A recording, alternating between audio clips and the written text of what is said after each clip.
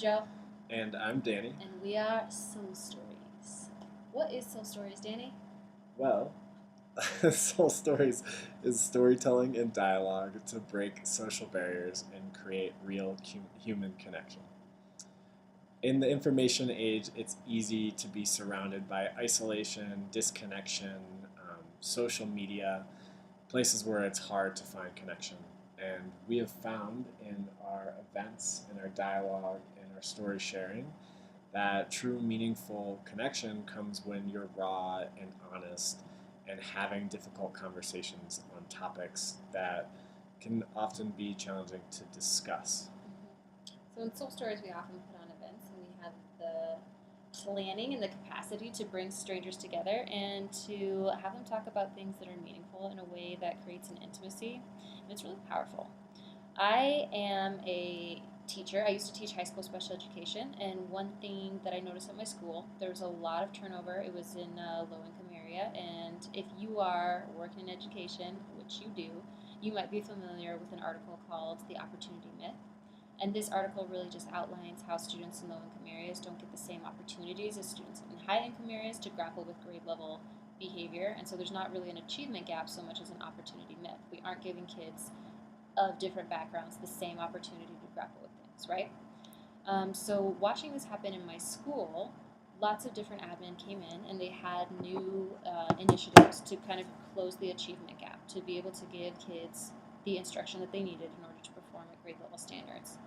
Watching that happen, there was a lot of pressure on teachers to perform minute by minute instruction that was very rigorous and academically focused. And I think I just began to wonder, where do we fit in the social emotional piece? If we're literally scripting out minute by minute everything that students need to learn in order to grasp these academic tasks, how are we treating them? How are we taking care of the whole child? So that's where we thought it could be really powerful to bring in a curriculum that is centered around whole child learning. Yeah, and so what we're trying to bring is a community building framework, which is in class, in school. It's a week by week curriculum that helps breathe a little space into the classroom setting to help create trust and safety and feelings of belonging and drive critical conversations on students' humanity and their experiences. So there are 5 components to our curriculum, and the first one is personal dream building. We spend a lot of time in schools having kids set goals, and those are focused on academic growth, but when do students really get to think about the longevity of their life and the stuff that they would like to accomplish? So dream building is just an opportunity for them to think about what are bigger ambitions that they have for themselves, almost like soul work that they would like to do in their time here. We also focus on strengths identification. There's so many different ways to be a strong community member, and we want to point out those ways and really celebrate them in kids.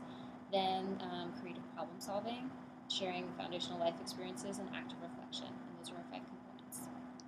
Yeah, and so we are really excited. We want to bring this space into the educational environment, and we think Moonshot Adventures is the space to do it. How did you hear about Moonshot Adventures, Danny? It's funny you should ask, Joe. I worked with a current fellow, Alejandro, and Yuzo, and volunteered just actually a couple Saturdays ago, and I was really blown away by all of these school launch programs coming together to collaborate, to work with diverse students, to create like student-centered design programs with students of color. Um, and that was really exciting to see how strong of a team space Moonshot created. I feel like everyone there was there to support each other and learn and help support each other, creating the best possible product with the students in mind. And we would really like to be a part of that experience. I think what we've learned from being on the Soul Stories board, there's 2 of us working on the curriculum, but there's 4 of us on the board, and you really get so much more from working on a team, and you get so much more from everyone's who's working on individual projects, and then there's a lot of cross-pollination, we like to say, of ideas, and it gives you so much more juice and so much more energy, so when you get stuck, you never really have to stay stuck. You can reach out to someone who has a better idea, who has a resource, who has an experience that they can show you, that gives you just breathes new life into your project and that allows you to work through barriers really quickly. Yeah, absolutely. And I think what we hope to give to this program is our expertise in event planning and community building. Joe, I know you have a really strong background in instructional design. Special educator, especially good at educating. That's what we say. I'm a teacher, so I know some stuff about teaching, and I really enjoy it.